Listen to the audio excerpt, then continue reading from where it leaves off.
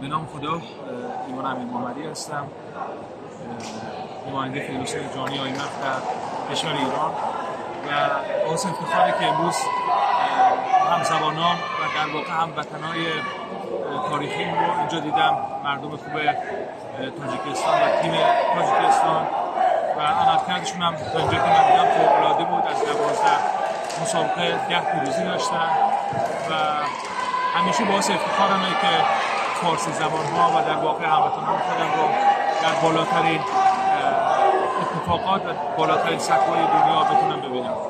خیلی خوشحال شدم باشه. موفق باشید.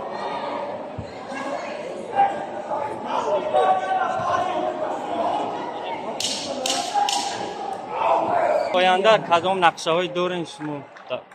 قطعا ما برنامه داریم برای همکاری با کشور دوست و همسایه‌مون تاجیکستان و خیلی برامون و در اولین فرصت ما جلساتی خواهیم داشت برای همکاری خیلی نزدیکتر و جدیدتر با فدراسیون MMA تاجیکستان.